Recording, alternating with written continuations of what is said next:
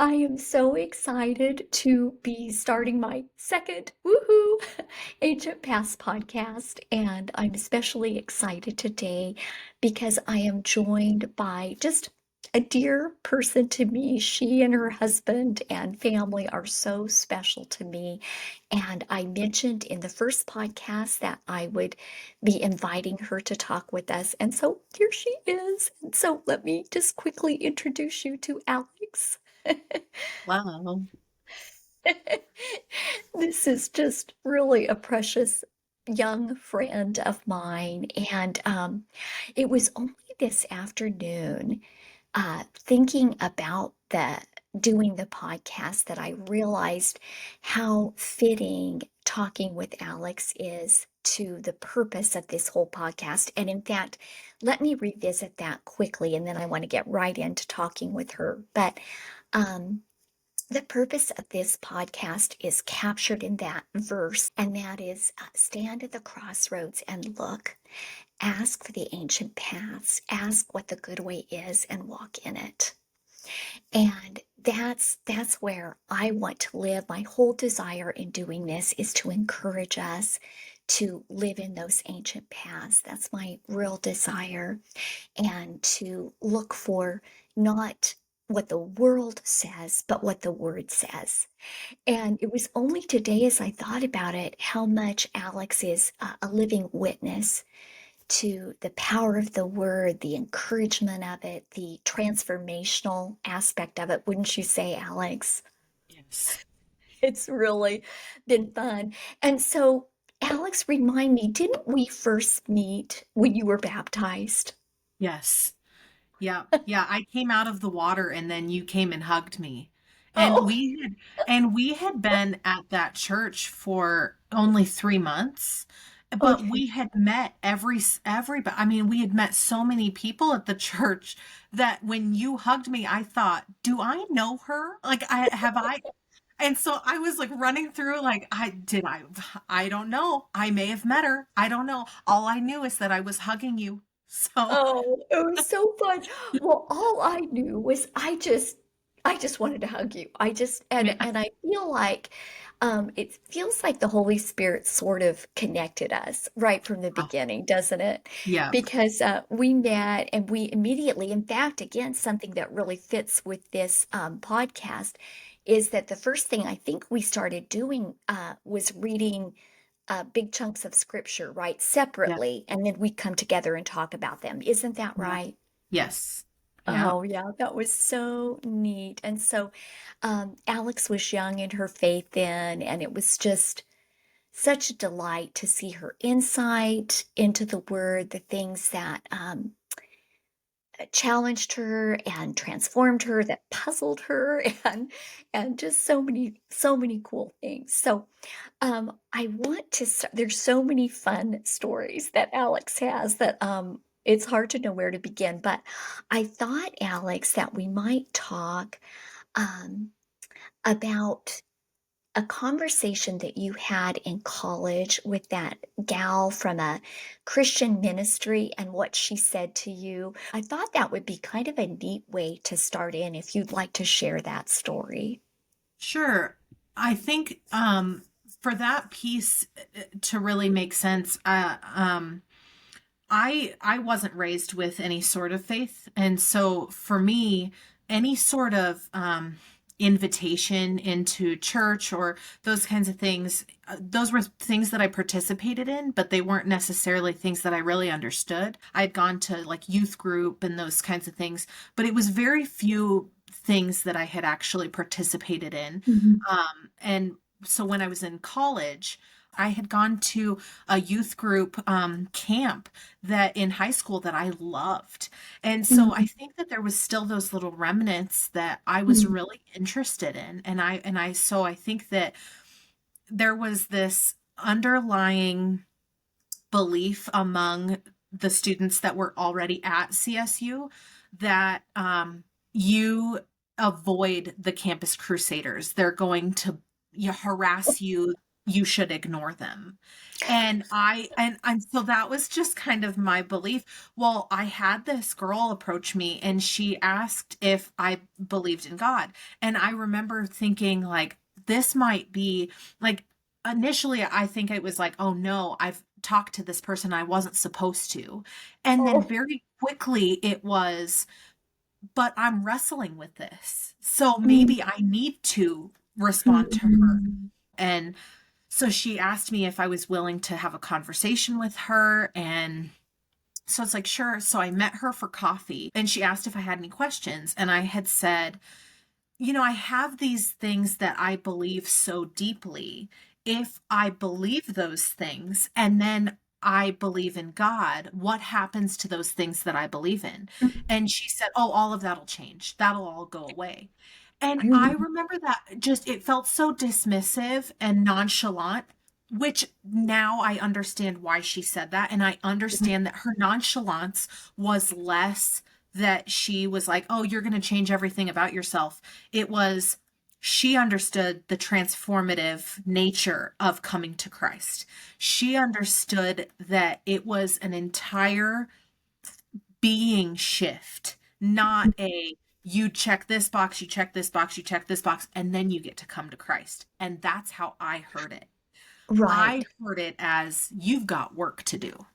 Oh, right. And I was like, And I remember you saying you heard it kind of like, well, like you said, nonchalant, like, oh, yeah, I'm just going to become this different person, which of yeah, course is what happens. But I can understand from the place that you were in, that didn't sound inviting. That sounded kind of no. scary and things like that. And So, almost yeah. as if it were something I was going to have to change. I was Mm. going to have to clean that stuff up almost is how Mm. it felt. And I just remember Okay. thinking, I I don't want any part of that because these Yeah. things that I was holding so tightly to felt like my identity. And so it Oh, felt right. like if I have to give all of that up, then who even am I? And why even go this route? Why even participate in something that says I have to change is I Right. think how I felt. Right. Um, Let me ask you a couple of other questions related to your life before you came to Christ. There's a couple of stories that I find so interesting. One was your decision about being in the women's Yeah. study course. And as I understand it, you were one class away from getting your minor in women's studies and you quit the class. So before you even answer that, what drew you to the women's studies class and minor to begin with? What was the draw there? Such a good question. When I first came to CSU, I had very little idea of what I wanted to do for a degree. Um, and so I think that that was already something that I was kind of struggling with, was trying to find my footing. And I can circle back to this later because I think that the reason that I struggled so much with knowing what to do in my college life was because I didn't have faith. And so, not having been raised in that, I was Mm. constantly grasping for things that would make me feel like I was enough or that I belonged somewhere. And Mm. I think that that was just a lack of knowing the Lord and not having that as an opportunity. Um, I didn't have that connection or that footing. And so I was always looking for it anywhere. And I think that so many things drew me in to finding that belonging. And one of those was being a woman. And so was a, I think that was the allure initially was like, well, this will be perfect. I Yeah. am a woman. I can, let's study that. Like I think that it was Oh, just fun, like, fun. yeah, very basically it was just like, let's set the bar low. Like that's one thing that I know about myself, and that's we'll just dive in head first. And I don't know that I fully understood what that meant. And so I Mhm. think then participating and really stepping into those classes I think it very quickly became clear that what my understanding of what I was doing was not what was actually happening. And so it was very different. So, okay, so go to that and explain what were some of the alarm bells in the women's study courses? Do you remember what some of them were? Was it the text? Was it the classroom? Yeah, I think it was Back and forth. a combination, I think, of Okay. all of it. And I think too that I had spent so much of my life unsure of what belonging actually looked like that Mhm. I think that I was intrigued by anything that seemed like an opportunity for me to belong. And so I think through high school, one of those pieces for me was identifying as an ally for LGBTQ. That was something that I had identified as from the very beginning. I'm an ally. Mhm. I will participate in this and this and this. And it felt like a belonging. It felt like a Mhm. okay, I'm a part of this movement, so I'm a part of something, so I matter.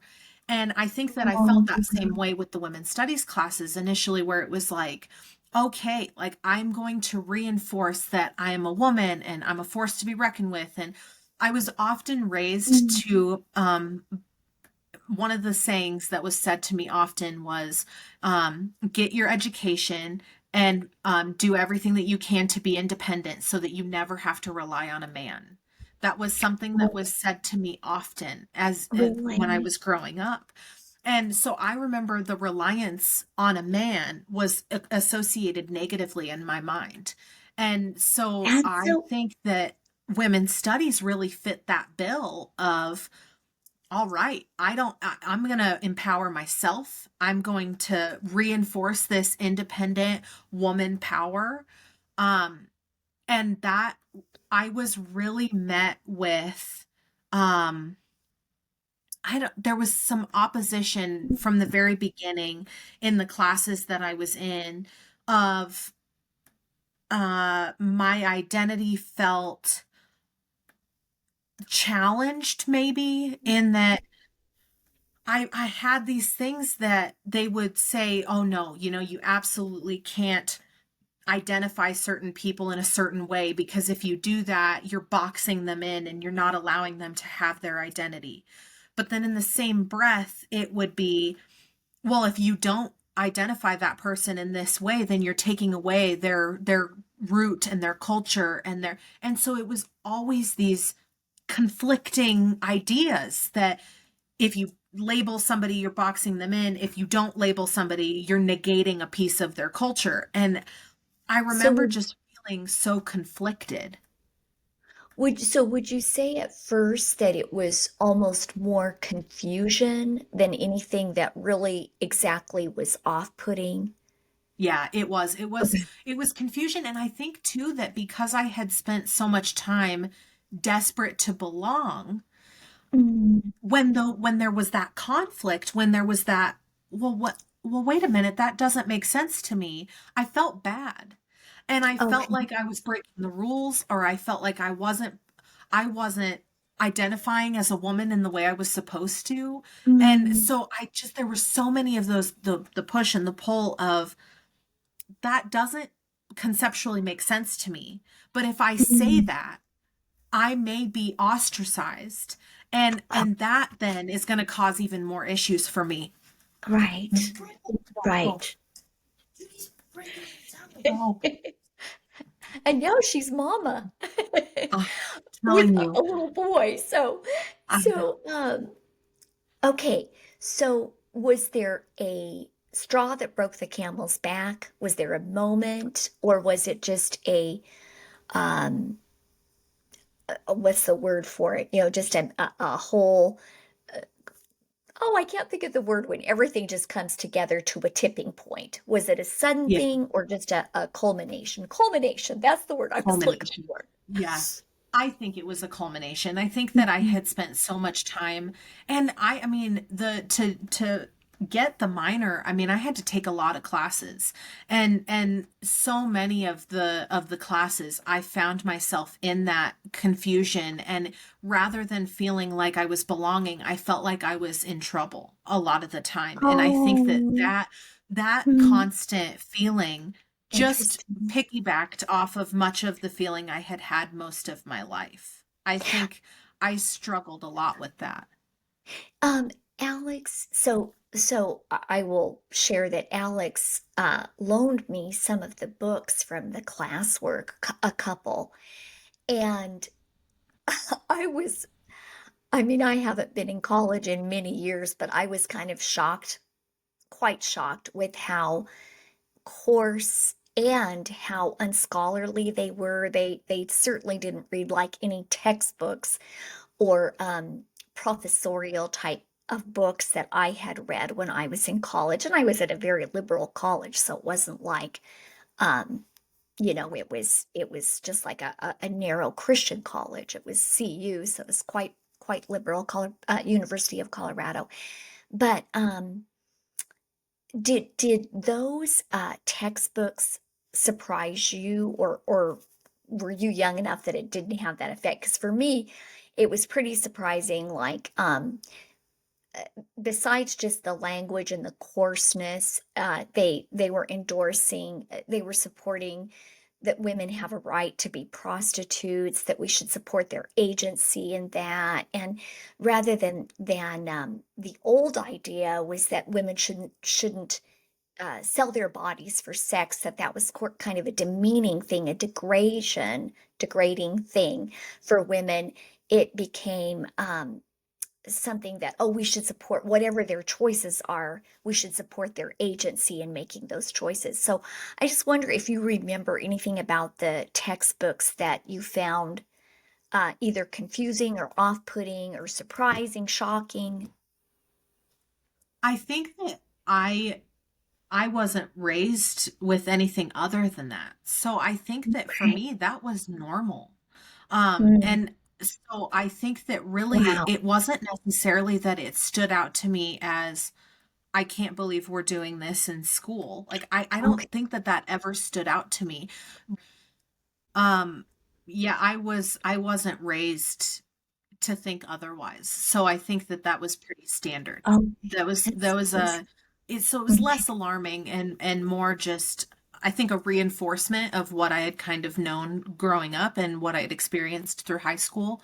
Um but I think perhaps a tipping point now that I'm thinking about it would have been I had a conversation with one of my friends from the dorm. We lived on the same floor in the dorms. And so one of the classes I had been in, they talked about this concept of um, kind of how men like womanize and this concept of patriarchy, and there was a lot of pieces, right? But I remember specifically thinking that the way that my floor mate talked to women or about his life was in line with that. And so in my mind, I understood what they were talking about based off of this kind of example that he had set that I believed he was setting. So just to clarify, he was supporting a negative picture of In men that you were in my getting from mind.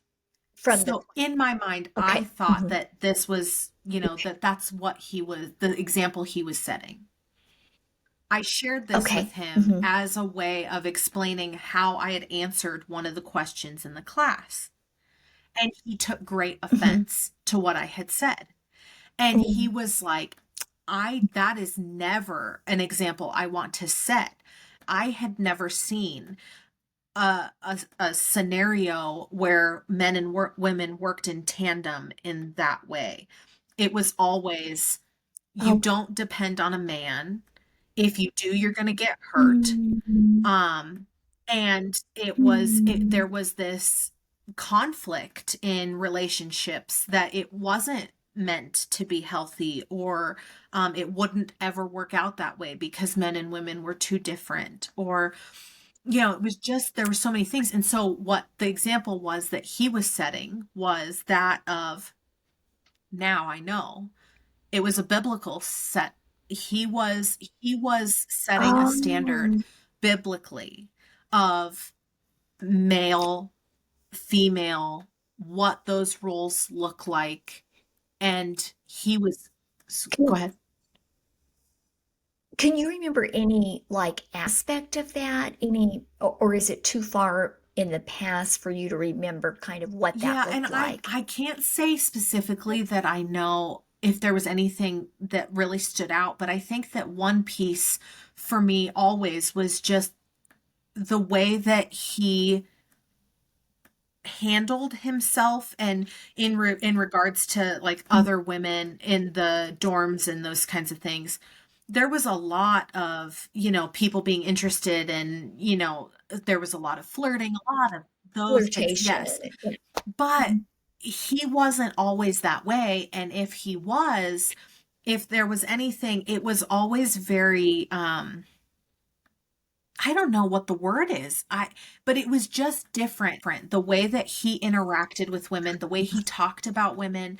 And I remember that thinking, he's not elevating women the way we're supposed to be elevated, reinforced by these classes that I'm taking where we have to crush the patriarchy was often what we were taught, right? And so I just didn't understand that the example he was setting was in opposition to what I was learning in these classes. And I remember then explaining to him, like, I used you as an example, and his response was very quickly negative and defensive, and he was really angry with me. And I didn't understand why. I was like, what do you mean? Like, this is exactly, I didn't tell a lie. Like, I'm telling you to your face. It's not like you found out behind, like, I don't understand. I just was so confused. Why is this Yes, I was like, why insulting are to you you? Yeah. insulted? I thought this was a good thing. And so I think that that may have been the first piece where there was this shift in my mind that perhaps what I was understanding in the class may not be what is actually reality or possible in reality. So you thought of him pretty Yeah. positively.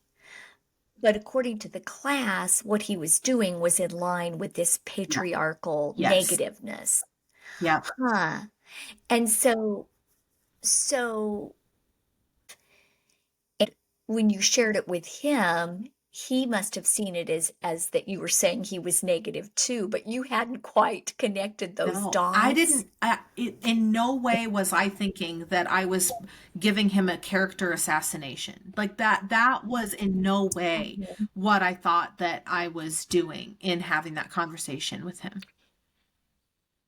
So then did you begin to see that did that kind of alert you to the idea that maybe what you were learning in the women's studies course was pretty negative Oh, about yes. men and whereas before you maybe were thinking of it more in terms of your own identity Yeah. and confused and coping with that, that maybe gave you a window, hey, maybe this isn't great for men Right. either, or positive about them. Yeah. Is that Well, right? and I think that that was probably my first kind of peek into the other side, right?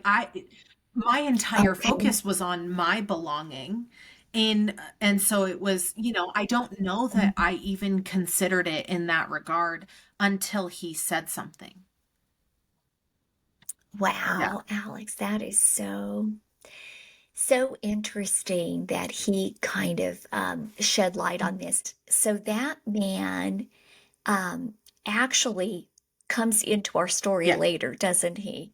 Not, I don't mean to imply romantically, but as a friend, he resurfaces later, which is so interesting. And so, just kind of to reiterate, so he was an example of manliness that was positive to you, but would not have been seen positively by the Right. class.